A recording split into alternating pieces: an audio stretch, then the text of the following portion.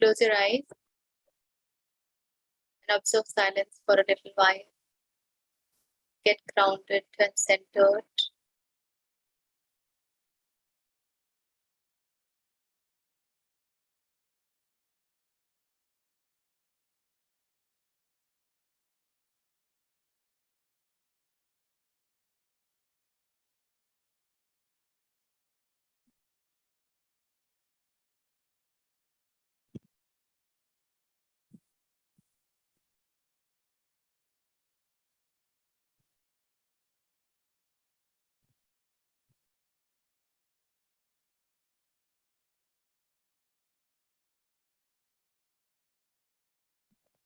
May we be blessed with divine intervention.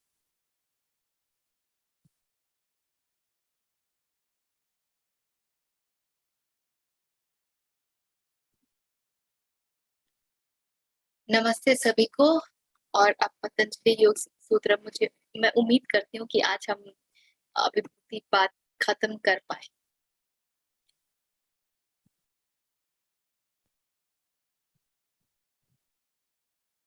तो हमने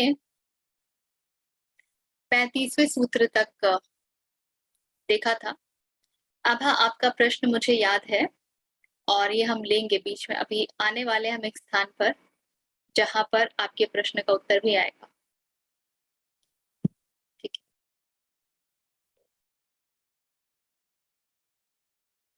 तो 36वां सूत्र कहता है,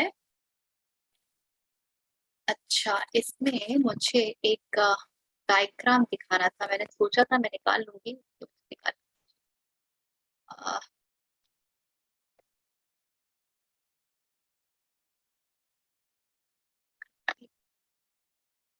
जो पुरुष प्रकृति की उत्पत्ति का एक डायग्राम है।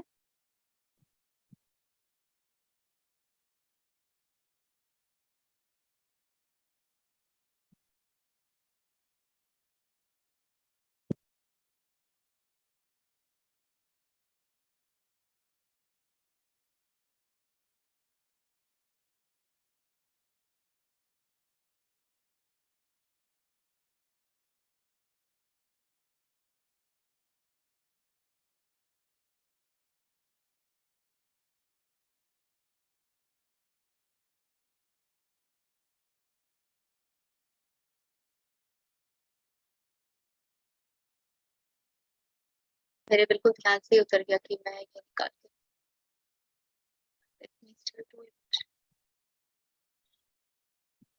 तो हम जब सांख्य को देखते हैं तो हमें ये समझ में आता है कि पुरुष है जो कि अचेतन है और दैट इज प्योर कॉन्शियसनेस, और प्रकृति है जिनमें की तीनों गुण हैं। और क्योंकि तीनों गुण बैलेंस में है इसीलिए प्रकृति जो है वो भी कोई रूप नहीं दिखाती। पुरुष के सानिध्य में आते ही प्रकृति के जो गुण है ना वो डिसबैलेंस हो जाते हैं। तीनों जो गुण हैं वो डिसबैलेंस होते हैं और वही जो है तीनों गुणों का इंटरेक्शन होता है और आप जो वैरायटी देखते हैं दैट इज तीन। So how is that shown? Let me just share.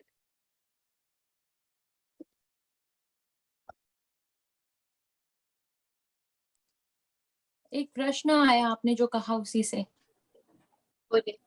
कि प्रकृति is suppose to be superior of all गुण, है ना?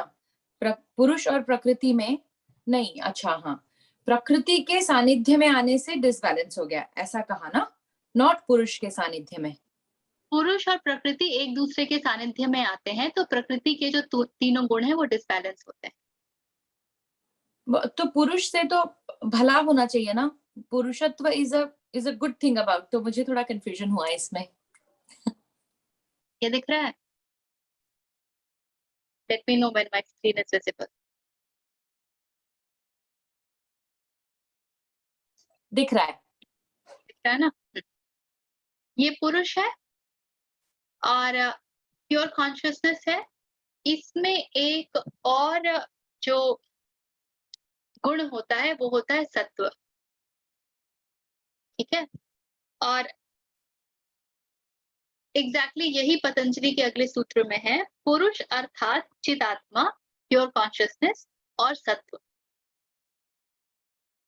अब प्रकृति जो है वो अनमैनिफेस्ट है, और ये जब इसके प्रकृति के पास क्या है, बुद्धि होती है, द प्रिंसिपल ऑफ डिस्क्रिमिनेशन, जो विवेक बुद्धि की हम बात करते हैं। और उसका जो एक्सप्रेशन होता है नेक्स्ट लेवल, वो होता है अहंकार का। और यहीं पे तीनों जो गुण होते हैं वो दिखते हैं, क्योंकि पुरुष जब प्रकृति के साथ में आ गए, पुरुष और प्रकृति जब साथ आ गए हैं, तो तीनों गुणों में डिसबैलेंस क्रिएट होता है। तो जब सत्व गुण राजसिक गुणों के साथ मेल खाते हैं, तो जो उत्पन्न होता है उसे कॉग्निटिव सेंसेस यानी कि ज्ञानेंद्रियां और एक्टिव इंस्ट्रूमेंट्स यानी कि कर्मेंद्रियां कहते हैं। और जब यही राजसिक तत्व तामसिक तत्व के संपर्क में आता है, तो जो जन्म लेता है वो है सटल एलिमेंट्स, जिनको कि हम तन मात्रा भी कहते हैं, और जिनके पंच भूत 5 एलिमेंट्स होते हैं। अब ये देखिएगा, अहंकार जो है वो कैसे बन रहा है, वो सत्व और तमस के इंटरैक्शन से बन रहा है। और सत्व और रजस के इंटरैक्शन से माइंड बन रहा है, तमस और रजस के इंटरैक्शन से 5 एलिमेंट्स बन रहे हैं। अब इस ग्राफ की रोशनी में हम जो अगला सूत्र है उसको देखें। अब पतंजलि कहते हैं कि पुरुष अर्थात चिदात्मा और सत्व अर्थात बुद्धि के विवेक के अभाव से ही भोग होता है। भोग माने क्या? The entire process of जो हम मटेरियल में इंडल्ज होते हैं ना, प्रकृति को एटम नहीं बोल सकते हैं, यहाँ एटम वैटम की बात नहीं आती है, पर हम उससे बहुत पीछे की बात कर रहे हैं।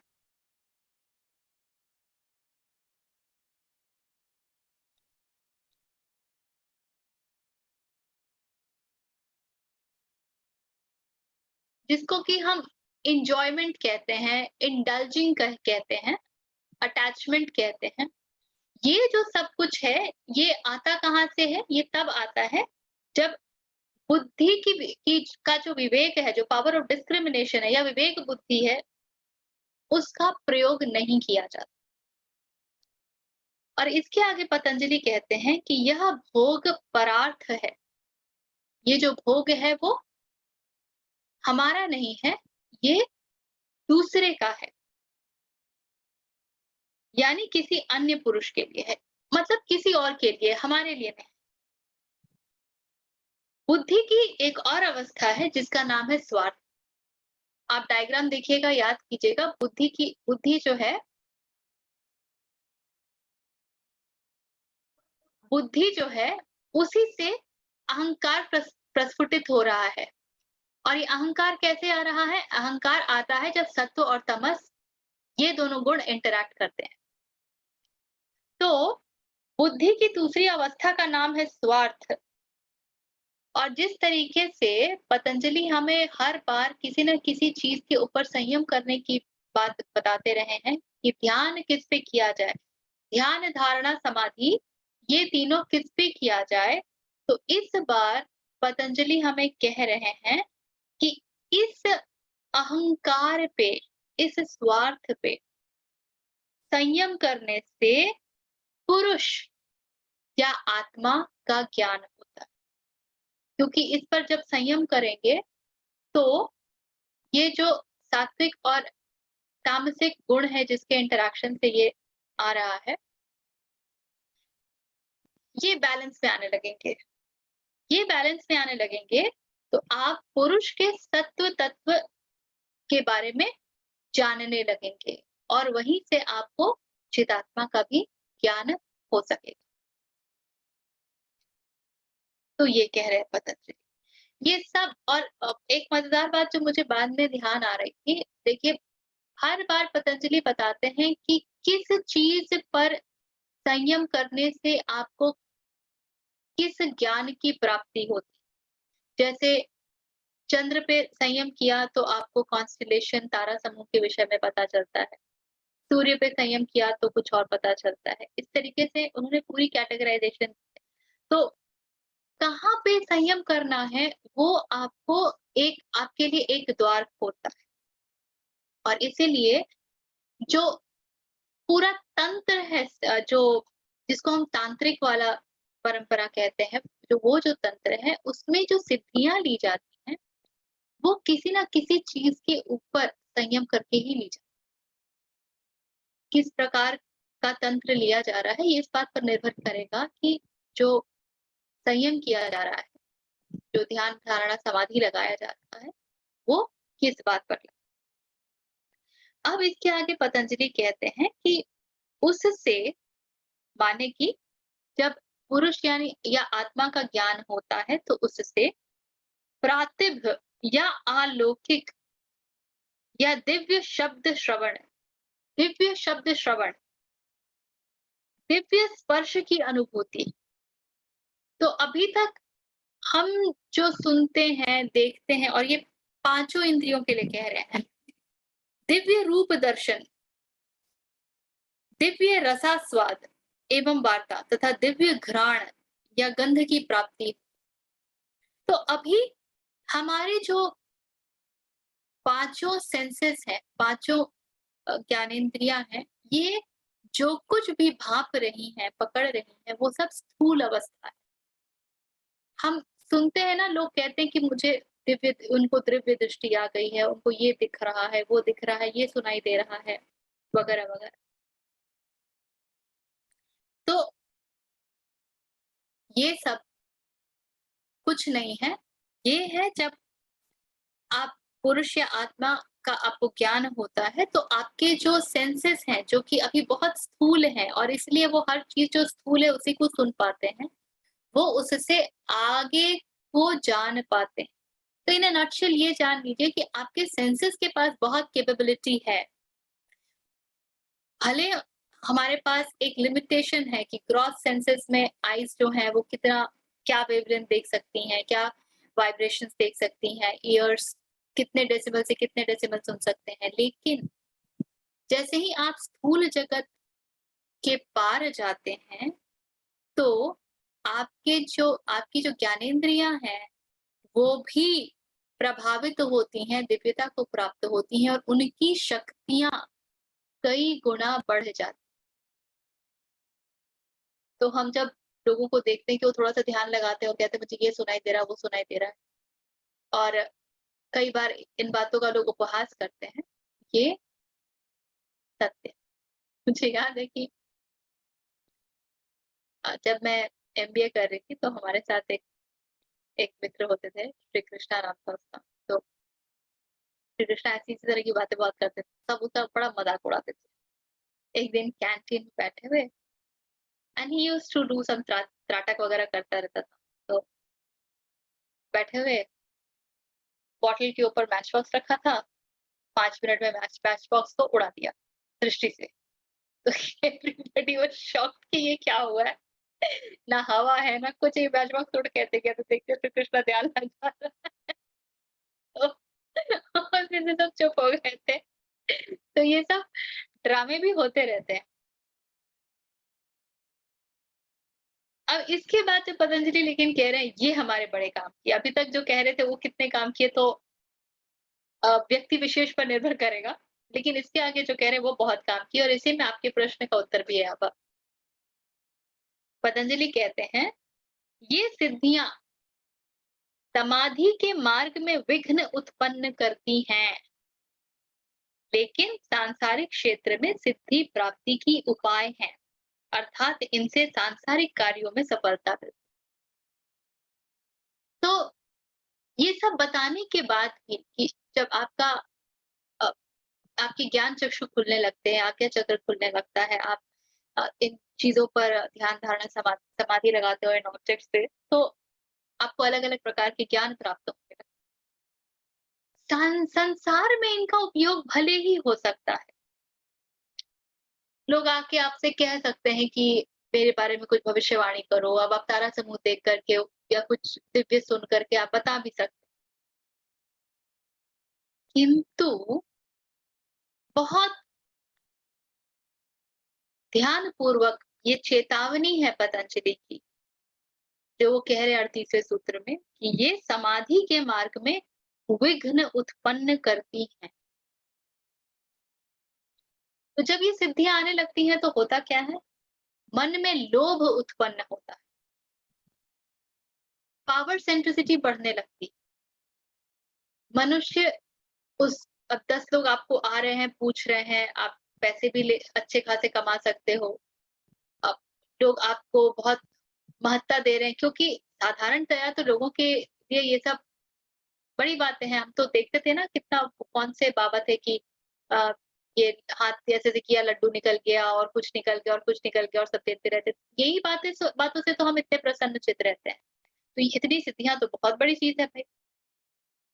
तो जब सिद्धियां आती हैं तो अहंकार के प्रबल होने की पूरी संभावना। All the chances that the ego will now get bloated. Power centricity in us increases. And instead of dissolution, ego is only getting strengthened. समाधि में क्या होता है?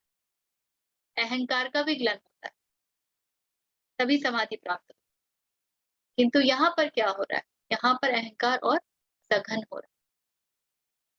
तो जब अहंकार सघन होगा तो आप ऊपर की ओर नहीं जाएंगे, आपका आरोहण रुक जाएगा, आपका पतन, या तो आप वहीं रुक जाएंगे या फिर आपका पतन। यही कारण है आभा कि शास्त्रों में इन बातों का जिक्र आपको नहीं मिलेगा, इन बातों का उल्लेख नहीं मिलेगा। जो हमारे शास्त्र हैं, ऐसा नहीं है कि उन्हें पता नहीं है कि मनुष्य की चेतना की सीढ़ियां कितनी सारी, हमारी चेतना में क्या क्या बातें आ सकती, किंतु ये परम नहीं है, ये सर्वोच्च नहीं है, ये टिपिंग पॉइंट नहीं है। This is not the ultimate, and they will not give you anything which is less than ultimate. इसीलिए आपको फॉरेन ऑथर्स की बुक में ये सब से रिलेटेड सब कुछ मिल जाएगा। जितने मोडालिटीज हैं, चाहे वो EFT है, चाहे वो टैरो है, चाहे वो थीटा हीलिंग है, जितनी मोडालिटीज है, और बहुत मोडालिटीज वहां चलती है, क्रिस्टल गेजिंग है, बहुत मोडालिटीज चलती हैं। वो सब आपको इस लाइफ के प्रॉब्लम्स के साथ निपटने में मददगार साबित हो सकती, और होती भी हैं, बिल्कुल होती, लेकिन they will fail to take you beyond. शास्त्र जो हमारे आए हैं वो बियॉन्ड से लाए गए, तो वो उसकी बात करते हैं जो मनुष्य की सर्वोच्च संभावना है, और इसीलिए आपको शास्त्रों में ये नहीं मिलेगा। ये आपको जितने इंग्लिश राइटर्स हैं, फॉरेन राइटर्स हैं, उनकी किताबों में खूब मिलेगी इस तरह की कहानी। जितनी सेल्फ हेल्प बुक, पूरा इसी से भरा ही होता है, इसी तरह की चीजों से पूरा सेक्शन एग्जैक्टली। और वो मुझे लग रहा था कि हम जिसको तत्व कहते हैं, आप कुछ भी देख लो, शंकराचार्य देख लो, जय कृष्ण, किसी को भी देख लो, तो कहीं हल्का सा भी मेंशन नहीं है। और बाकी ये मेडिटेशन से ये सब दिखता है, ये सब होता है भर भर, मतलब ये भी as if it's a cult, you know. ये हमारे जो 6 मेन शास्त्र हैं, सांख्य दर्शन, न्याय दर्शन, वेदांत, जिसको जो भी हम पूर्व मीमांसा कहते हैं, उसमें नहीं आता है।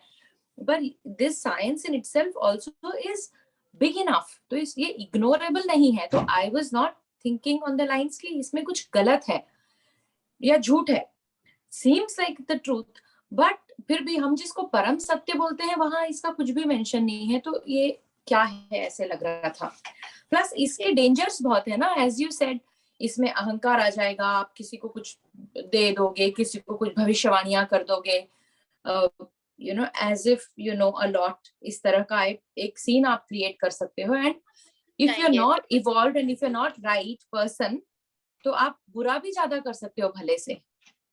बिल्कुल, बिल्कुल। ये तंत्र में तो होता ही है। तंत्र को गलत बातों के लिए कितना प्रयोग किया जाता है, बहुत ज़्यादा, बहुत ज़्यादा। 2 चीज़ें हैं, जीवात्मा है, परमात्मा। जो आपका वेस्टर्न स्पिरिचुअलिटी है, वो जीवात्मा केंद्रित है, जिसको कि वो सोल कहते हैं। जो आपका ईस्टर्न स्पिरिचुअलिटी है, वो परम आत्मा केंद्रित है, जिसको कि हम आत्मा कहते हैं। जीवात्मा और कुछ नहीं है। This is the bundle of desires that takes birth. और यही जब परमात्मा में जाके विलीन हो जाता है, तो उसको हम शून्य कहते हैं, हम सोर्स कहते हैं, इनफाइनाइट कहते हैं, इंफिनिटी कहते हैं, all the western spirituality at the end of the day, जितना आपका हिप्नोटिज्म वगैरह है, वो सब कुछ जीवात्मा के ऊपर आधारित।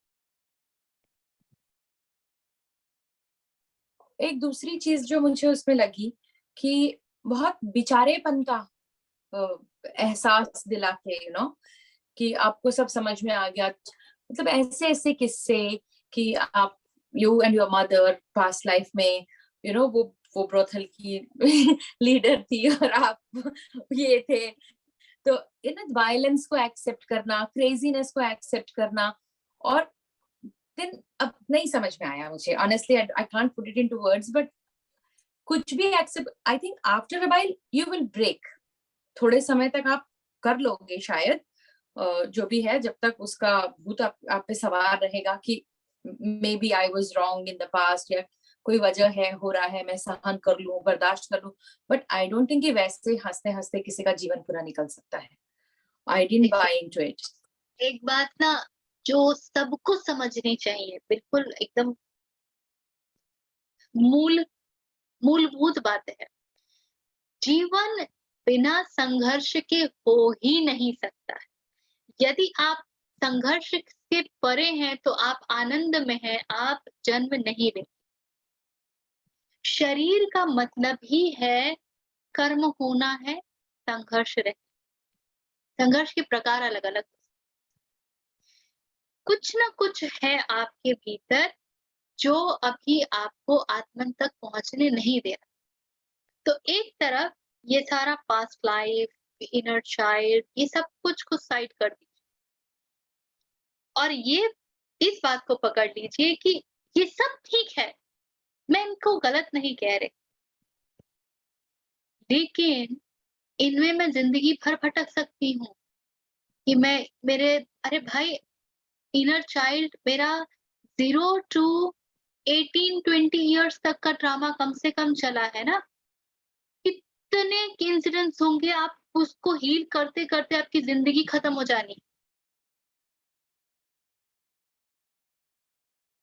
One has to come to the acceptance, acknowledgement कि वो सब हो गया, मान लिया मेरे साथ बहुत बुरा हुआ, बदतर हुआ, बहुत बुरा हुआ, अब तो बुद्धि आ गई है, अब तो आगे बढ़ो।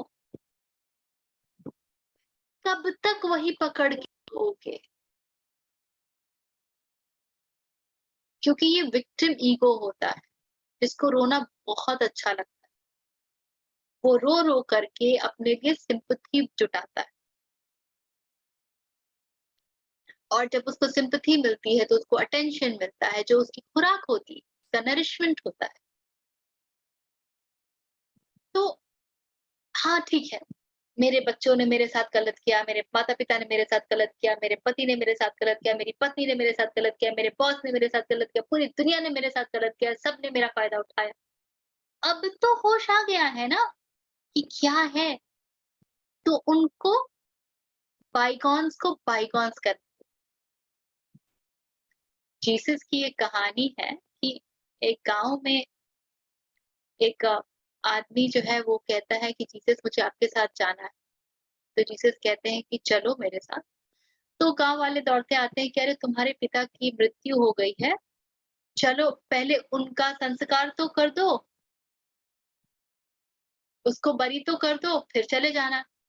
तो ये व्यक्ति जीसस से परमिशन मांगता है, तो जीसस कहते हैं लेट द डेड बरी द डेड। जिसे होश ही नहीं है वो तो वैसे ही मरा हुआ है, तो ये जो मरे हुए लोग हैं उनको उसे उसको बरी करने दो जो मृत्यु को प्राप्त हुआ। तुम्हें तो होश आ गया है, तुम उस दिशा चलो जो परम को जाती। तो ये सारी बातें उनके लिए नहीं है जो अभी तक जगे ही नहीं है, जिनको होश ही नहीं आया। ये सारी बातें उनके लिए हैं जिनको होश आ गया। जगने के बाद सोए हुए को आप ब्लेम नहीं कर सकते। आपके साथ जितनों ने जो कुछ भी किया वो सारे सोए हुए, वो सोए हुए हैं। आप जग गए हो तो आपकी जिम्मेदारी है पहले अपने प्रति और उसके बाद सोए हुए के प्रति। और आप जब आगे बढ़ते हो तो जो सोए हुए हैं वो धीरे धीरे उनको दिखता है कहीं ना कहीं किसी ना किसी रूप में उनके भीतर इसका क्या बोले वाइब्रेशन जाता है, एक रिपल इफेक्ट होता है। ठीक है, वो रिपल इफेक्ट धीरे धीरे आगे जाके फेज आउट करता है, कुछ स्थान पर ज्यादा रहेगा, फिर कुछ कम हो जाएगा, लेकिन कुछ चीजों को तो आपने जरूर छेड़ दिया दूसरों के जीवन, एंड दैट इज इम्पोर्टेंट। इसीलिए फिर मतलब मुझे जिस दिन से उपनिषदों का चस्का चढ़ा ना, उसके बाद से मुझे याद ही नहीं है कि मेरे पास फॉरेन ऑथर्स की बुक एक आध आई होगी, क्यूरियोसिटी में तो आई होगी, ये तो बंद हो गई, पहले भरी हुई थी। और फिर मुझे लगता था कि ये सब तो यहाँ से उठा के लेके गए, ईस्ट से उठा के लेके गए, रीपैकेज किया, खूब ब्रांडिंग की है और बेच दिया, और हमको ही अपनी कुछ कदर नहीं है। अब दिक्कत क्या है ना कि वो जिस तरीके से बातचीत करते हैं ना, वो हर चीज का मॉडल बनाते हैं। You notice talking to them, they will create model for everything. Mind को मॉडल बड़ा अच्छा लगता है, model is step by step, step by step. अब ईस्ट में तो माइंड को ही हटाने भगाने का प्रयास किया जा रहा है, तो मॉडल किसके लिए बनाया जाएगा? कोई मॉडल वॉडल नहीं। और ईस्ट में इस बात का पूरा पूरा एक्नॉलेजमेंट है कि हर व्यक्ति का जो रास्ता है वो अलग होगा। कोई ज्ञान योग से जाएगा, कोई भक्ति योग मार्ग से जाएगा, कोई ध्यान मार्ग से जाएगा, कोई हठ मार्ग से जाएगा, तो कोई मॉडल नहीं। तो लोगों को ईस्टर्न फिलोसफी समझ नहीं आती है, बस इतना ही होता है। और एक और बात कि जो भी मतलब दैट पर्टिकुलर फिलोसफी जो आपको बताता है ना कि पास्ट में डिग करो, और मतलब वो बहुत सुंदर ढंग से आपको बताते हैं, as you said they create a beautiful model. Too good to be true वाली एक सिचुएशन आ गई थी मेरे लिए कि इट्स लाइक ठीक व्हाट्स लगता गोइंग है, ऑन। वो हाँ, कि फैसिनेटिंग बहुत लगता ही है मीठा कि मीठा है और अच्छा लगता है ना, मेरे साथ ये बुरा हुआ, ये बुरा हुआ, और उसके साथ ऐसा बुरा हुआ, मतलब हर एक को आप कि कुछ ना कुछ उसके पास्ट में खराबी है, इसलिए लेट गो वाली थियरी है वो, मोर और लेस। और फिर जैसे कि I don't know what I wanted to say, हाँ, फिर जितने भी लोग ध्यान में और स्पिरिचुअलिटी पे चलते हैं तो मतलब वो विक्टिम है किसी ना किसी तरह के। अरे भाई, किसी की जिंदगी में कुछ बहुत बड़ा दुख नहीं है, कुछ नहीं है, कोई यंग एज में कोई डेथ नहीं देखी है, या वॉर में मरे हुए मेमोरीज उसको नहीं आए हैं, नन ऑफ दैट। तो क्या कोई ध्यान नहीं कर सकता? तो क्या कोई इस बात पे नहीं चल सकता? तो वो भी मुझे लगा कि कुछ ना कुछ बहुत बिगड़ना जरूरी है क्या इस पे आने के लिए? ऐसा क्यों? Maybe that might be trigger for a large percentage of people, especially young age में, but that should not be the necessity. वो शुरुआत ही ऐसे होती है कि किसी तरह के विक्टिम हो, फिर आपने ध्यान किया, फिर एकदम ब्लिसफुल हो गए, तो वो ऐसा इस तरह का एक स्टोरी लाइन टाइप। टिपिकली होता क्या है ना कि व्यक्ति को वो वैक्यूम समझ ही नहीं आता है जब तक उसको धक्का नहीं लगता है। आपके जीवन में सब कुछ बढ़िया चल रहा है तो आप काहे को आध्यात्मिक की ओर, why will you look for something beyond, something that answers your question, something that solves your condition when everything is fine? Why will you look at that? Only when things are disruptive, then you start to ask, then there is seeking, then there are questions. अब seeking के बाद भी तो हर एक का तल है ना, कौन से तल पे जाके कौन फंस गया है सीकिंग के लिए, उनको उनको आप ना सब रास्तों के पड़ाव मान लीजिए, और जिस पड़ाव में आप जितना देर टिके रहोगे उतना समय आपका क्षीण होता जाएगा, क्योंकि ये जीवन काल सीमित है। फिर मृत्यु तक आप एक पड़ाव पहुंचोगे और अगला जन्म उसी पड़ाव से शुरू करो, फिर आगे के पड़ाव पे। इसीलिए जो जानते हैं वो कुछ तो पूर्व जन्म के संस्कारों की बात करते हैं ना, इसीलिए करते हैं। आई वाज लिसनिंग टू स्वामी ये अपने सर्वप्रियानंद जी। he's very nice. He's very nice. Listening to him is like so much of bliss, आनंद। बड़ा मजा आता है उनको सुन। तो he was talking about some incidents. He was talking to some lady कि बचपन की मित्र थी या कोई थी। He said कि I got oriented towards spirituality almost at the age of 10. So he got oriented towards spirituality almost at the age of 10. And he was talking to his this long old friend, and he said, you know, I looked at my parents and I understood that as I grow up, I will be like them. Little less, little more sorrowful, little more joyful. Otherwise, by and large, it is going to be the same. Now, when I know this, why should I repeat this? And because I had books of Vivekananda at home and also, and I used to read so. And that lady said, oh, when you looked at them, you thought so. But when I looked at them, I felt, wow, they are so nice. It is perfect. I want to be just like them. So, यहीं पे आप जो संस्कार carry करते हैं, जो conditioning carry करते हैं, उसका प्रभाव होता है कि आपकी दृष्टि किस तरफ जाएगी। इसीलिए लोगों के ठोकर खाने के बाद भी दृष्टि नहीं खुलती है। एक बार गिरते हैं, संभलते हैं, फिर गिरने को तैयार हो जाते हैं। दृष्टि खोलने के लिए बड़ा होशमंद होना पड़ता है, बहुत रिस्पॉन्सिबिलिटी लेनी पड़ती है कि नहीं नहीं, I am willing to kill everything that has happened with me. I am willing to kill this myself only, who went through all this ordeal. I am willing to be brutal with myself. और जब आप अपने साथ brutal हो पाते हो तो आगे का रास्ता खुलता है। जब तक अपने आप के साथ बड़ी सिंपैथी रहेगी, और एक्चुअली इस ब्रूटल होना को ही सेल्फ लव कहते हैं। जब तक सिंपैथी है अपने आप से, तब तक तो आप उसको पुचकारोगे, आप उसको सहलाओगे, आप आगे नहीं जा पाओगे। But when you have self-love, you say it's all right, all this has happened, but I can't allow this to happen with me anymore. Which means I also need to change my conduct. I also need to become vigilant. Why am I getting hurt? Why have I given all the powers in others' hands that whatever they say, I get hurt? Why am I getting so vulnerable?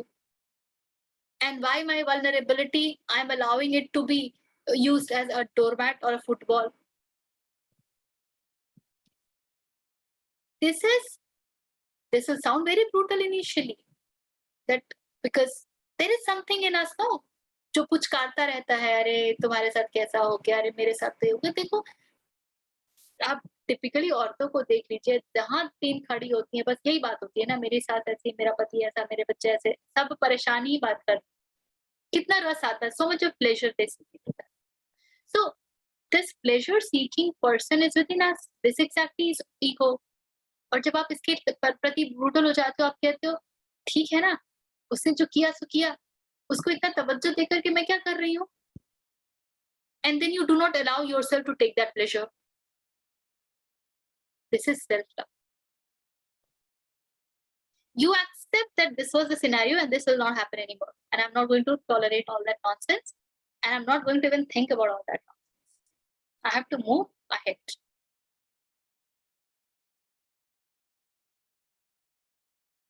तो self love आता है, लेकिन हमारे यहाँ तो self love का कुछ और ही बन गया है। वो भी एक इंडस्ट्री है अपने आप में पूरी। भयंकर वाली। चलिए,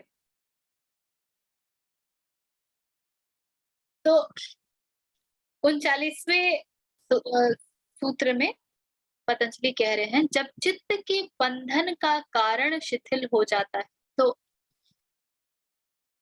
the reasons that we are bonded with this ego self, and the reason is nothing but that pleasure seeking, that attachment.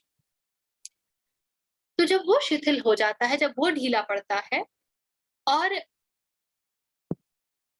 शरीर में स्थित नाड़ियों का ज्ञान होता है, उसको प्रचार संवेदन कह रहे हैं पतंजलि। प्रचार संवेदनाच चित्तस्य, जब उसका ज्ञान हो जाता है, उसकी कॉन्शियसनेस आ जाती है, पर शरीरावेशः, तब योगी दूसरे व्यक्ति के शरीर में भी प्रवेश कर सकता है।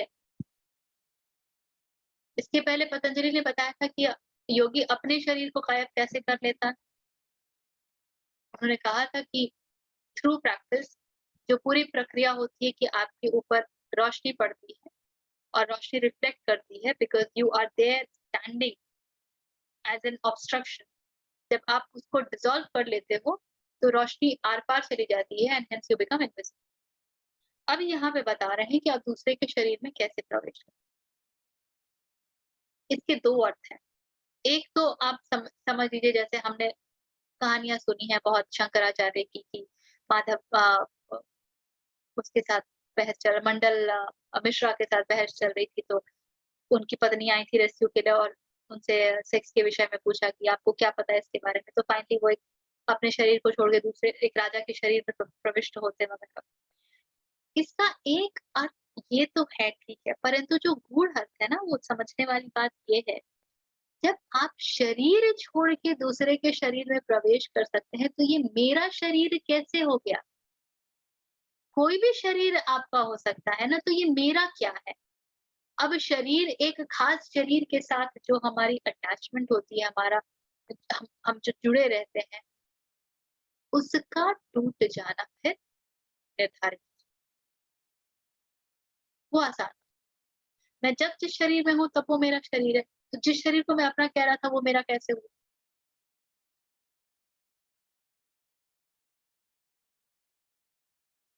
ठीक है, तो यहाँ पर शरीर के तल से हटने की पूरी प्रक्रिया होती है।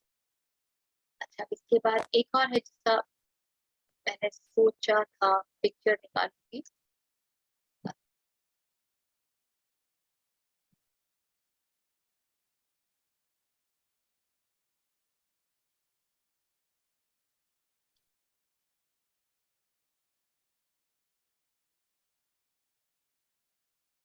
इसके आगे पतंजलि कहते हैं कि उदान नामक स्नायु प्रवाह पर विजय प्राप्त कर लेने पर, अब ये ना पंचवायु तक पहुंच गए। तो पंचवायु, पंच प्राणा, उसका वेग, अगर आप पंचवायु को और अच्छे से समझना चाहते हैं, तो the book that I would recommend is called I think प्राण विद्या बिहार स्कूल ऑफ योगा का है।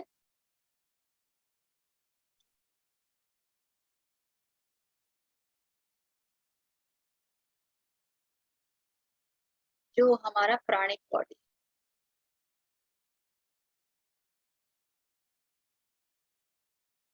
ये जो पांचों वायु होते हैं हमारे शरीर में, इनके 5 अलग अलग फंक्शन होते हैं। आप देख रहे हैं? तो प्राण वायु है जो पूरे शरीर में है। उसके बाद व्यान वायु है। तो व्यान वायु जो है, अच्छा नहीं, व्यान अब पूरे शरीर में है। उदान देखिए, ये जो ऊपर की ओर आपका ये है ना, दैट इज ऑल उदान वायु। अब अरे उदान इज कहाँ गया? दिस इज उदान वायु, जो आप हेड के साइड देख रहे हैं ना, शोल्डर एंड हेड में, दिस इज उदान वायु। प्राण वायु इज आपका ये जो चेस्ट एरिया में आप देख रहे हैं, लंग्स वाले एरिया में जो है, ये यहाँ आपके प्राण वायु का बहाव होता है। इधर इंटेस्टाइन जो डाइजेशन वाला एरिया है, ये समान वायु का स्थान है। और ये नीचे जो है हमारा जेनाइटल्स और जो ओवरीज वाला वो पूरा एरिया, वहां पर अपान वायु कार्य करता है। और व्यान इज ऑल पर। अब ये जब आप देखते हैं ना, तो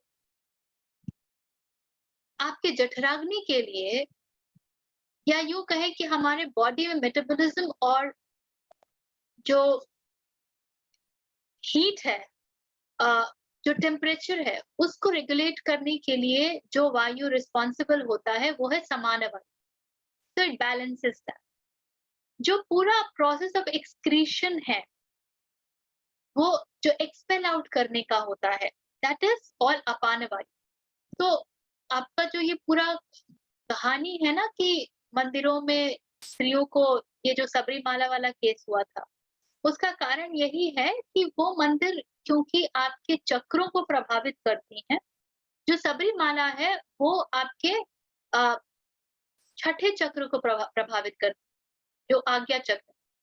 तो जब उसको वो प्रभावित करती है, तो आपके सारे वायु जो है ना, वो डायरेक्शन चेंज कर देते हैं, वो ऊपर की तरफ जाने लगते। तो अपान वायु जिसका काम सब चीज को एक्सपेल आउट करना है, वो जैसी डायरेक्शन ऊपर की तरफ लेता है, तो it brings the entire reproductive system under danger, क्योंकि अब menstrual cycle यहाँ पर पूरा disturb हो जाता है। There is the process of expelling out, but now the vayu is moving up. That is the reason why females are prohibited from going to such places, क्योंकि उन temples का जो पूरा प्रतिष्ठा करने का जो process है, तो they have consecrated it like that, and one feels the energy. There are a lot of cases, there are a lot of ladies who have come and shared some very amazing stories जो कि विश्वसनीय नहीं लगती हैं। I remember कि Tinu Joseph, जिन्होंने इसके ऊपर पूरा रिसर्च किया था, so after her book came out, Ritu Vidya, then she started to receive lot of mails. तो एक लेडी थी जिन्होंने सीनू को कहा था कि मुझे तब समझ नहीं आता था, पर अब समझ में आ रहा है। मैं डॉक्टर के पास गई थी and I was lactating at the age of 45, both my breasts. Doctor said that maybe you are pregnant. She said, doctor, I don't have uterus. My uterus has been removed 10 years ago, or 10 or 5 years ago, something like that. How can I be pregnant? And she had visited, or wo uska impact. She has visited some energy center, uska impact. But now let's come back to Patanjali. अब पतंजलि कहते हैं उदान नामक स्नायु प्रवाह is this प्राणा का जो प्रवाह है, उस पर विजय प्राप्त करने से, देखिए उदान वायु क्या कर रहा है, उदान वायु इज टेकिंग यू अपवर्ड्स, ये सारा। उसके ऊपर अगर आप विजय प्राप्त कर लेते हो, तो योगी जल में नहीं डूबते। Why? Because it is taking you up. जो बॉयंसी वाली इफेक्ट आती है ना, this is what allows your body to walk on. आप हमेशा ग्रेविटेशन से नीचे गिर नहीं जाते हो और आप आगे बढ़ पाते हो। This is the reason. तो उदान वायु के ऊपर जैसे ही आप विजय प्राप्त करते हैं, you can walk on water, कीचड़ में नहीं धंसते, कांटों के ऊपर चल सकते हैं और इच्छा मृत्यु की अवस्था को प्राप्त करते हैं। तो फिर वही सब बातें हैं। व्यक्ति जहां चाहे जहां जाके अटके। आपको बस पतंजलि इतना बता रहे हैं कि जब आप ध्यान धारणा समाधि की अवस्था से गुजरेंगे तो आप किस चीज के ऊपर ध्यान लगाने बैठ जाए पता तो है नहीं, तो वो सबके विषय में बता दे रहे हैं कि भाई देख लो तुम कहाँ लगा दिए हो अपनी बुद्धि, अपना पूरा ध्यान, पूरी ऊर्जा। इसके आगे कहते हैं समान नामक प्राण प्रवाह को वशीभूत कर लेने पर योगी ज्योतिर्मय हो जाते हैं। देखिए समान इसकी फेज ऑफ मेटाबॉलिज्म, ये आपके बॉडी की अग्नि को, हीट को संचालित करता है। इसके ऊपर अगर योगी विजय प्राप्त कर लेता है तो योगी के भीतर से ज्योति प्रस्फुटित होती है। तो there are lot of cases जब लोगों ने कहा है कि उनको देखा तो मुझे लगा कि वहां तो सिर्फ ज्योति है वगैरह वगैरह। People would not tell, neither people would know कि क्यों है कैसे है, but these could be the reasons. अब इसके आगे पतंजलि कहते हैं कि 42वें सूत्र में कान और आकाश में जो संबंध है उस पर संयम करने से दिव्य कर्ण प्राप्त होता है।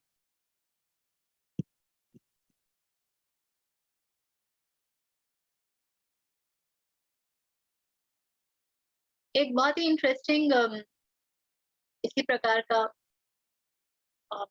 ये है तो आकाशिक रिकॉर्ड्स कहते हैं, सुना आप लोगों ने? तो it is something like that. जब when you can listen to what is there, जैसे हम कहते हैं ना कि, और ये साइंस से भी प्रूव किया हुआ है कि everything is there in the ether, we only need to tune yourself in. जो अभी हो रहा है वो हो चुका है, वो ब्रह्मांड के किसी न किसी हिस्से पे वो अब उसके जो भी कॉम्प्लिकेटेड है थोड़ा, लेकिन everything is happening right now, which means what I consider my past also is happening right now किसी तल पर, what I consider as my future is also happening right now किसी तल पर। तो कान और आकाश में जो संबंध है उस पर संयम करने से you can tap into all those information. That is what Divya Karna is all about.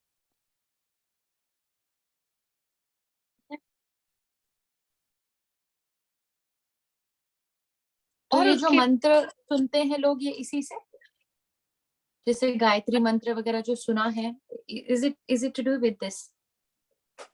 कह सकते हो कहीं ना कहीं they have come in alignment with that vibration which consisted of Gayatri mantra, and so they could manifest it in the gross.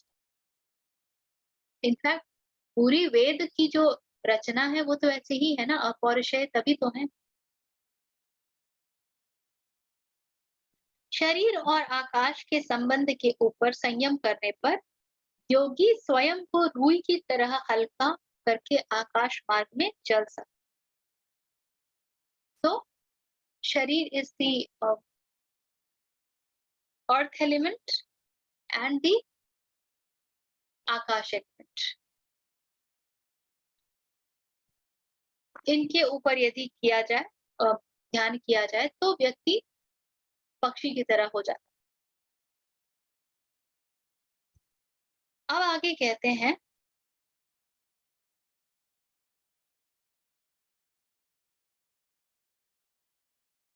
शरीर रहित मन की धारणा का नाम महाविदेह है। उसके ऊपर संयम करने से प्रकाश का आवरण क्षीण हो जाता है। अब ये महत्वपूर्ण है।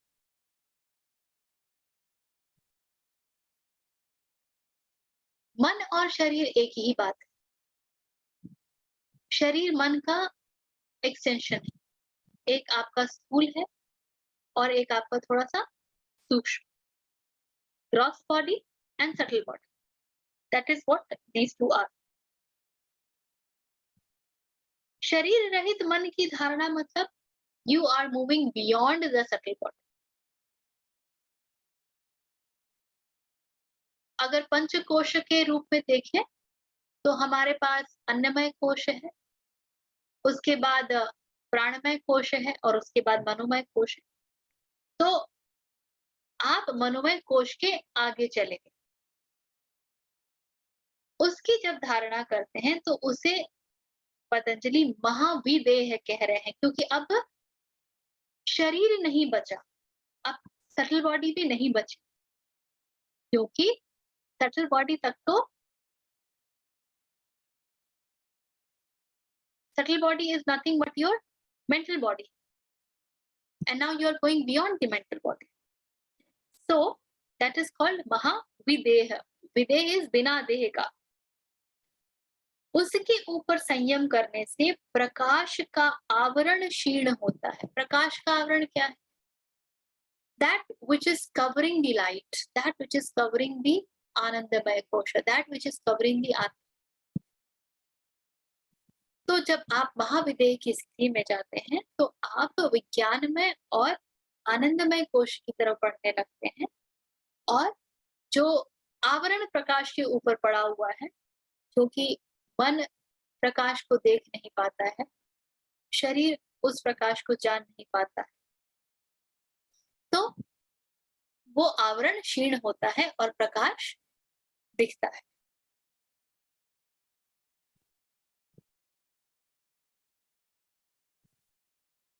इस प्रकाश को आप ज्ञान का प्रकाश भी कह सकते हैं। आप अगर विज्ञानमय कोश में गए तो आपको ज्ञान का प्रकाश मिलेगा। आप आनंद का प्रकाश भी कह सकते हैं। यदि आप आनंदमय कोश की तरफ चले गए हैं तो आपको आनंद का प्रकाश मिलेगा। इसके बाद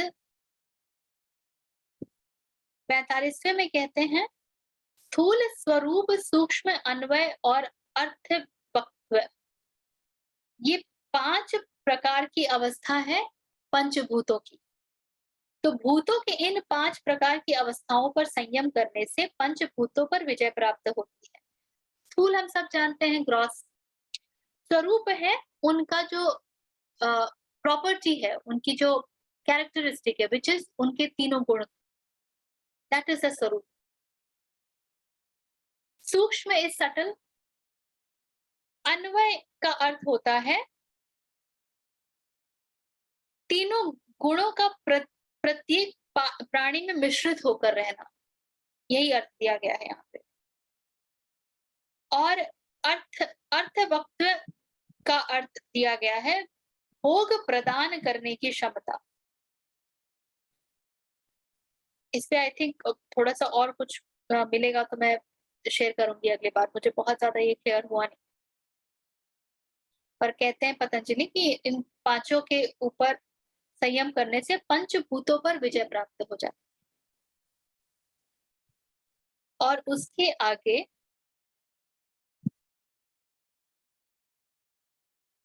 जब पंचभूतों पर विजय प्राप्त होती है तो उससे अणिमा आदि सिद्धियों का आविर्भाव होता है। तो अणिमा जैसी 8 सिद्धियां बताई गई हैं, अष्ट सिद्धि कहते हैं। ये अष्ट सिद्धि हैं अणिमा, लघिमा, महिमा या गरिमा, प्राप्ति, प्राकाम्य, वशित्व, ईशित्व एवं यत्र काम वासायित्व। This is expanding your body, making it very very small and all that, जो टिपिकली इसको आप ऐसे समझिए हनुमान जी की प्रॉपर्टीज जो हम देखते थे और हंसते थे कि ये कैसे हो सकता है कि वो कभी अपने शरीर को बड़ा। अष्टसिद्धि निधि के दाता असवर दीन जानकी माता, वही ना। वो तो है ही। और वो उनका सब है, वो जल पे जा सकते हैं, हवा में उड़ सकते हैं, all of that is there. सूक्ष्म हो सकते हैं, भयानक हो सकते हैं, सब कुछ विराट हो सकते हैं, सब कुछ हो सकते हैं। आपने अच्छा याद दिलाया, अष्ट सिद्धि नवनिधि के दाता। तो जब पंचभूतों पर विजय प्राप्त होता है, आप अपने शरीर के जो आपके 5 एलिमेंट्स हैं उसके ऊपर आपका विजय प्राप्त हो जाता है, you bring them to a balance, then ये जो सिद्धियां हैं वो उनका आविर्भाव होता है, they get generated, they take birth. काया संपत्ति की प्राप्ति होती है तथा शारीरिक धर्म अक्षुण्ण रहते हैं। तो now you are not bonded by the body, तो शारीरिक धर्म जो है वो अक्षुण्ण हो गए। काया संपत्ति की प्राप्ति होती है, so you get to know the beautiful body that you. तो काया संपत्ति को भी आप दो तरीके से देख सकते हैं। अगले सूत्र में काया संपत्ति का अर्थ बताया है पतंजलि ने, कहते हैं रूप, लावण्य, बल और वज्र की तरह दृढ़ता, इन्हें काया संपत्ति कहते हैं। काया संपत्ति मतलब देयर इज अट्रैक्शन, इतना सौंदर्य है, लावण्य है, कांति है, बल है, वज्र की तरह दृढ़ता है। तो पंचभूतों के ऊपर विजय प्राप्त करने से इनकी प्राप्ति होती। और इसके आगे कहते हैं इंद्रियों की बाह्य पदार्थ की ओर गति। So the senses that goes outward, उसकी जो गति है बाहर जाने की, उससे उत्पन्न ज्ञान। So when the senses go outside, the information that it brings and hence the knowledge that comes to us, इस ज्ञान से विकसित अहं, the ego that develops because of that, इंद्रियों के त्रिगुणमयत्व और उनके भोगादातृत्व, इन पांच पर संयम करने से, तो इंद्रियों की जो त्रिगुणात्मक प्रॉपर्टी है, कैरेक्टरिस्टिक है वो, और उनके भोगादातृत्व अर्थात जो इंद्रियों से हम भोग करते हैं उसके ऊपर, इन पांचों के ऊपर संयम करने से, पांच चीजें क्या है?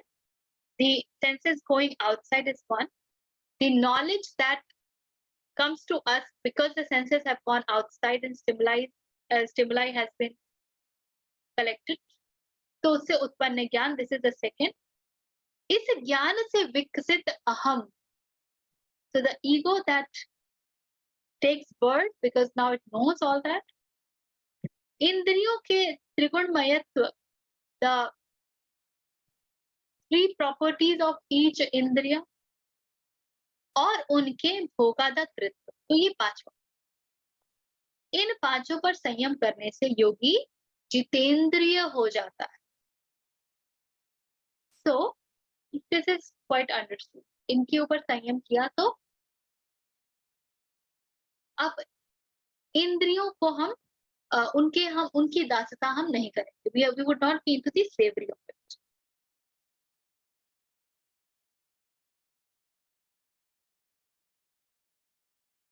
उससे अर्थात जितेंद्रिय होने से मन की तरह शरीर भी वेगवान होता है। इंद्रियां शरीर के बिना भी विषयों का अनुभव करने की शक्ति पाती हैं, प्रकृति पर विजय प्राप्त कर। So now, once that happens, you would not need your body to experience the external world. Even without the body, the external world can be experienced.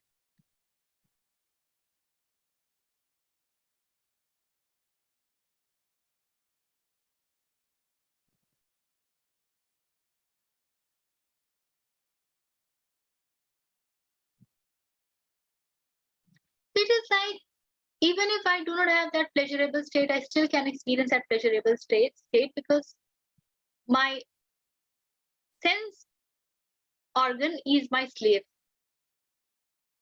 And the moment sense organs become slave, it means the entire existence, the pleasure available in the existence has become my slave. Because everything becomes available to me. It all depends upon wherever I will orient my mind, I will be able to experience that. अब सिर्फ इच्छा शक्ति की जरूरत है। इच्छा शक्ति हुई और आपने उसको अनुभव कर, ये होता है जितेंद्रिय।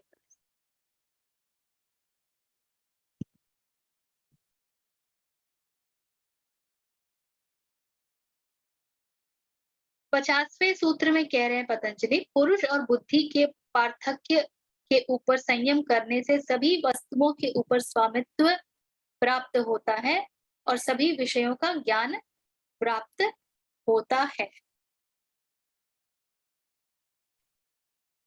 और यहाँ तक अलग अलग प्रकार से सिद्धियों की बात की है पतंजलि ने, और उसके बाद फिर से वही बात कह रहे हैं दोबारा 91वें सूत्र में कहते हैं, तद वैराग्य अपि दोष बीज क्षये कैवल्यम। इन सिद्धियों के प्रति भी वैराग्य होने पर अविद्या से उत्पन्न दोषों का बीज नष्ट होता है और उससे कैवल्य की प्राप्ति होती है, जो फाइनल डेस्टिनेशन, जो सोर्स हो जाना। तो इतनी सिद्धियों को बता करके सब सिद्धियों को पतंजलि ने मिट्टी में मिला दिया। इतना हमने समय खराब किया।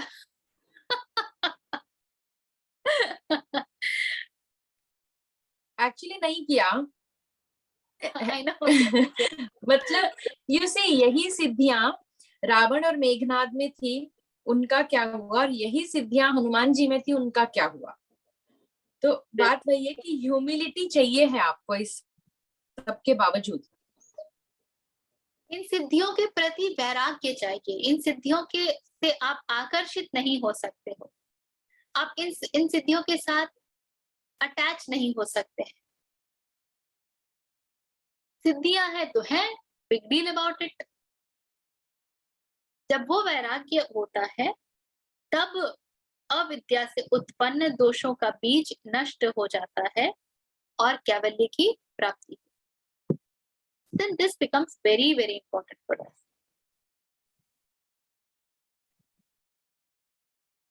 ठीक है, इसके बाद 3 4 और हैं और 5 और हैं और हमारा विभूति पाठ खत्म हो जाएगा। इन 5 को हम अगले सत्र में देखेंगे और फिर हम कैवल्य पाठ जो आखिरी है उसकी तरफ बढ़ेंगे। मेरे ख्याल से और 2-3 सत्र में पूर्ण हो जाना चाहिए, क्योंकि कैवल्य पाठ बड़ा नहीं चाहिए।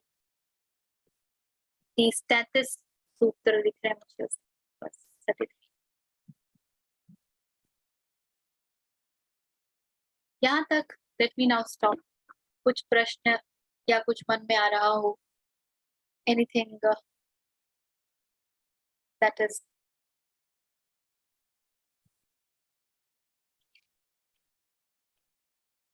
इमर्जिंग।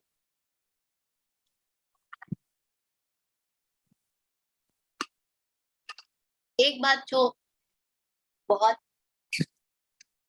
स्पष्ट रूप से समझ में आनी चाहिए इतना पढ़ने के बाद, वो ये है कि संसार में विविधता की कोई कमी नहीं है और संभावनाओं की कोई कमी नहीं। प्रकृति में आपको इतना कुछ दिखेगा और देखने को मिल सकता है जो कि स्थूल शरीर में बैठे बैठे, जिसको कि हम मैजिक समझ लें और हम उनको पूजने लगते। हमारी तो वही स्थिति होती है ना, हम किसी को हवा में बैठे देखेंगे तो हम एकदम से ये हो जाते हैं कि अरे हवा में बैठा है, और एकदम से भाव विभोर हो जाएंगे और पूजने लगेंगे वगैरह। किंतु ये सब संभव है और इनका महत्व नहीं है। यदि यहीं पर अटके रह गए, अगर इनको ही बहुत महत्वपूर्ण मान लिया, तो जो सर्वोच्च है उससे हम चूक जाएंगे और बुरी तरह चूक जाएंगे। और ये बात अगर समझ में आती है तो बहुत आसान हो जाएगा कि हम जो 10 जगह जाते हैं अलग अलग प्रकार के ज्ञान प्राप्त करने के लिए वगैरह वगैरह वगैरह, शायद हमें एक मार्ग मिलेगा to be streamlined, to get streamlined, to know what is important and what is less important और नॉट इम्पोर्टेंट। और इसलिए हम समय कहाँ व्यतीत करें ये चयन कर पाना सरल हो जाए। क्योंकि सीकिंग के क्षेत्र में ये होता है कि हम बहुत सी चीजों को देखते हैं, समझने का प्रयास करते हैं, क्योंकि क्या हमको दे जाएगी, हमें उसका पता तो होता नहीं। What can take us there? What can help us realize? इसका तो हमें ज्ञान होता नहीं। We are doing trial and error method के ऊपर बेसिस पे टेस्टिंग कर रहे होते हैं। कम से कम काफी कुछ इसके प्रकाश में छट जाना चाहिए। A lot of things, it should become easy for us to simply let them be, that ठीक है वो भी है and they are a stage, but is that stage my mission? Is that stage what I am looking? Is that stage my ambition? है ना? और जो हमारी माइथोलॉजी है जिसमें हम अपने इतने विभिन्न कैरेक्टर्स को देखते हैं, जो इतिहास है, और उनमें हम हर प्रकार के अलग-अलग, और इसीलिए लोगों के प्रश्न भी आते हैं कि क्या वाकई रामायण हुआ था, क्या वाकई महाभारत हुआ था, कैसे हो सकता है कि इस तरीके से तीर चलाए गए हों, कोई ऐसे हवा में बैठा हो, वगैरह वगैरह, सब कहानी रूप लगता। कम से कम इतना तो तय है कि उस समय ध्यान के प्रति मनुष्य का मन कहीं ज्यादा परिपक्व था आज के तुलना। उस समय इसीलिए, शायद इसीलिए वो समय सतयुग था और उसके बाद द्वापर आया, कलयुग नहीं था। मटेरियल से आगे लोग देखते थे, मटेरियल से आगे की संभावना को मना नहीं किया गया, नकारा नहीं गया, क्योंकि जो मटेरियल से आगे की संभावना देखेगा उसी के लिए आत्मन भी संभव है। जो भौतिक चीजों में रह जाएगा उसके लिए आत्मा भी कोई संभावना नहीं।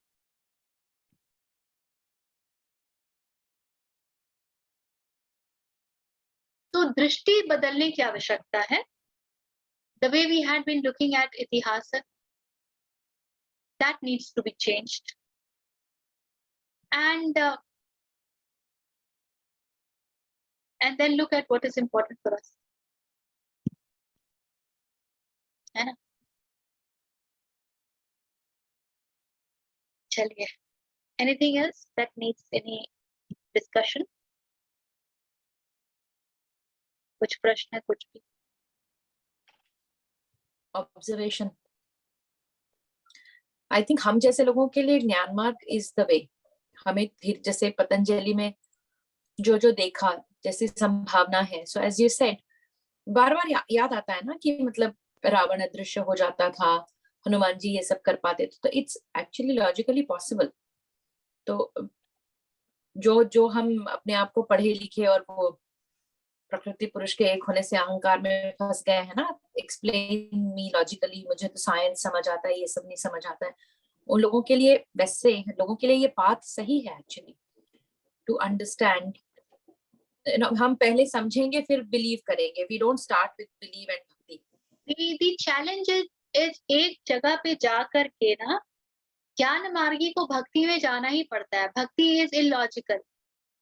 साइंस के साथ क्या हो गया, क्वांटम फिजिक्स आया, highly logical, one thing which is behaving as a particle and a wave at the same time. Particle है मतलब कि पॉइंट है, वेव है मतलब कि लाइन है। So a thing can be both point and a line. How is it possible? Logical mind की बुद्धि में ये बातें घुसेंगी नहीं, और इसीलिए इतना ज्यादा स्ट्रगल रहा। तो अब साइंस भी जब वहां आकर के स्ट्रगल कर रहा है जहां पे उसको लॉजिक ड्रॉप करना पड़ रहा है। लॉजिकली तो हमको एक टेबल बिल्कुल ओपेक दिखता है ना, सॉलिड दिखता है, but you go with science, quantum के साथ चले जाइए तो वो आपको 99% इसमें वॉइड बता देते हैं। बहुत इलॉजिकल लगता है। तो ज्ञान मार्ग में भी भक्ति का आना बहुत आवश्यक है। नहीं तो हम वहां फंस जाते हैं कि कंडीशनिंग से तो हम बाहर निकल आते हैं, कंडीशनिंग से तो बाहर निकल आते हैं, लेकिन संभावनाओं की तरफ नहीं जा पाते, क्योंकि संभावनाएं हमारे लिए लॉजिकल नहीं है। इनमें से कौन सी बात आपको लॉजिकल लगती है? They need to be experienced, and then you can say that they are. तो लॉजिक के आगे जाना बहुत जरूरी है, एंड वहां पर जब आप लॉजिक के आगे जाते हैं तब वहां पे आता है सरेंडर करो, कि यार ये तो मेरी बुद्धि के पल्ले ही नहीं पड़ता। तब हम अपने सर को झुकाते हैं और कहते हैं कि प्रभु तेरी दुनिया, तेरी लीला मेरी बुद्धि के परे है, तू तो मुझे बस अपनी शरण में ले। तभी श्रद्धा आती है। जब तक लॉजिक से हर चीज एक्सप्लेन हो जाता है तब तक तो अहंकार बिल्कुल डटा रहता है, क्योंकि एवरीथिंग इज वेल एक्सप्लेन। और यहाँ तो सब कुछ इलॉजिकल चल रहा है। आप समझ रहे हो ये शरीर कितना इलॉजिकल चीज है?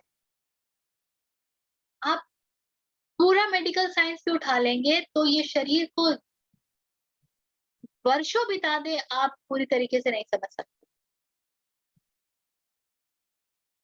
कहाँ दिखाओगे प्राणवायु, अपान वायु, उदान वायु? कहाँ दिखाओगे चक्र? कहाँ दिखाओगे नाड़ी?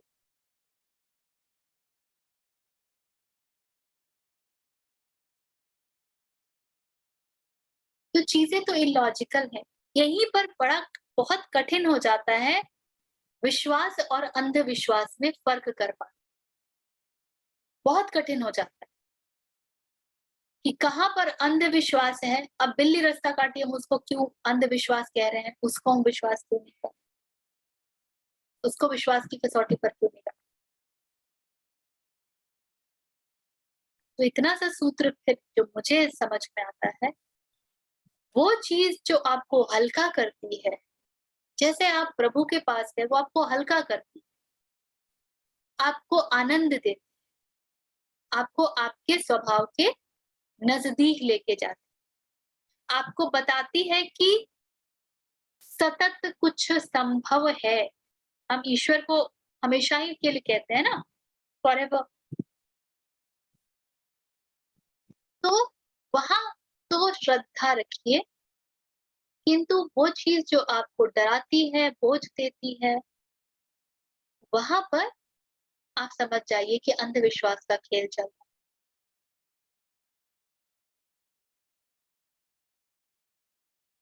और इसके अलावा जो और एक बहुत महत्वपूर्ण बात है कि मन ऐसा हो जिसको हर जगह जजमेंट करने की जल्दी ना हो। हम लोग तुरंत जजमेंट्स पे कूद जाते हैं। Can we simply say okay, I do not know, and do I need to know it also? I do not know, and do I even need to know this? Can I just move ahead without knowing that? Let me know what is worth knowing. Not everything needs to be known. पूरा जीवन कम पड़ जाए। So to live in the judgment, in the zone of no judgment, ये होता है, ये नहीं होता है, क्या फर्क पड़ता है? मेरे जीवन को कुछ प्रभावित कर रहा है क्या? That is important. What is impacting my life? What is impacting the quality of my life? That is it. ठीक है? चल, तो let's close. I think basically कहते हैं ना, मन को कहते हैं ना, वो माइंड को ही तो खत्म करना है। अगर हम माइंड को जितना उसको क्या बोलते हैं फूड फॉर थॉट देते रहेंगे ना, वो चलता ही रहेगा, चलता है। उसको बहुत मजा आता है ना, one point it finds more and more excitement. वो अहंकार का खुराक है ना। हम्म चलिए, okay. So sit straight, close your eyes. You know you can speak along or you can chant along. Otherwise, just take a deep breath. Om Purnamada Purnamida Purnat Purnamudachyate Purnasya Purnamadaya Purnameva Avashishyate. Om Shanti Shanti Shanti.